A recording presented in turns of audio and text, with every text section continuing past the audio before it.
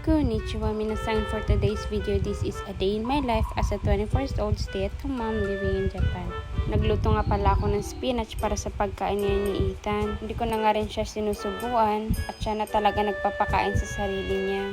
By the way, napaligon ko na nga pala siya kanina pagkagising namin. May mga araw talaga na ayaw niyang kumain at hindi ko na nga rin pinipili. Katapos nga niyang kumain ay naghanap din siya ng milk. At habang dumedede nga siya ay nakatulog nga rin. At dahil may kabigatan na nga rin si Ethan, dito ko nga siya pinapadede sa aking legs. At para na din makapag-cellphone ako habang pinapadede ko nga siya. Fast forward, pagka uwi ni Dear galing sa trabaho, nag-aya nga siya na kumain kami sa labas. Pero bago kami umalis ay naglaro nga muna sila dito sa harap ng sasakyan. Balak nga namin mag-sushi ngayon at sobrang lapit nga lang din to sa bahay namin. Lately lang nga kami pumupunta sa ganitong lugar kasi nga hindi naman kami mahilig sa sushi. Diyan nga pala nilalagay yung mga order online. At bago ka nga pumasok ay kailangan mo kumuha ng number. Pipindutin mo nga dito kung ilan kayo at lalabas nga yung ticket. Dahil marami nga ring table na bakante kaya nakapasok din kami kaagad. Umalis din kasi kami na maaga sa bahay para hindi kami maghintay na matagal. Marami din kasing kumakain dito lalo na kapag gabi. O-order ka nga lang din dito sa tablet nila. Tapos hintayin mo lang yung order mo na dumating sa'yo. Mag-a-alarm nga rin yung tablet kung parating na yung order mo.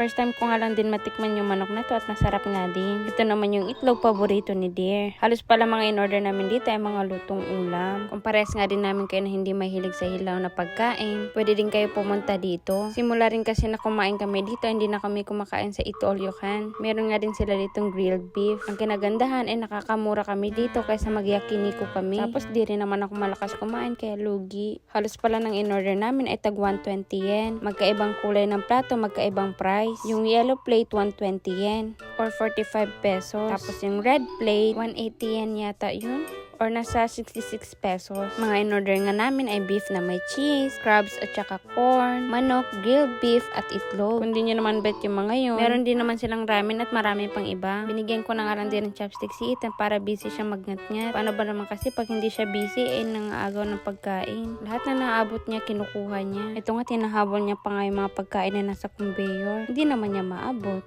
Sinusundan niya na nga lang ng tingin yung mga dumadaang pagkain. Pagkatapos nga namin kumain ay order naman ako ng dessert. Masarap nga rin itong na-order kong dessert. Nakakabitin nga lang kasi maliit lang siya. Tapos sharing lang kami ni Dear. Rami-rami nga rin kami nakain ni Dear kahit kami lang dalawa. Pagkatapos nga niyan ay nagbayad na nga din kami. Laging useless nga itong strolley pag dinadala namin kasi ayaw naman umupo ni Ethan. Pagkawin nga namin ng bahay, naglaro naman si Ethan at si daddy niya. Ginagawa niya pang ang lollipop itong pamalo ng xylophone. Pero huwag kayong mag-alala, pinunasan ko naman yung mga yan.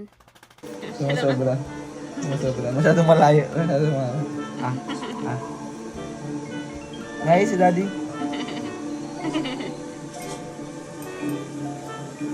Ay, pokpok mo ito. Wow, marunong. Marunong. Kasi tikman niya muna. Tikman niya ulit. Lawan nila muna. Ito.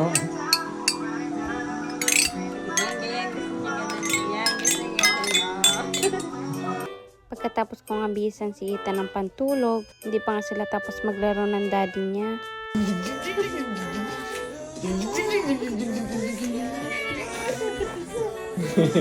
So, huwag siya sobrang tawa. Baka mamaya puro iyak naman niya.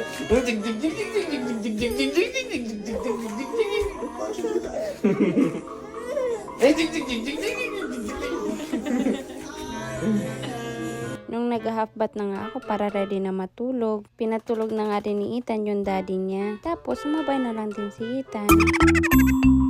Don't forget to follow our page. That's for today's video. Thank you for watching. Matane!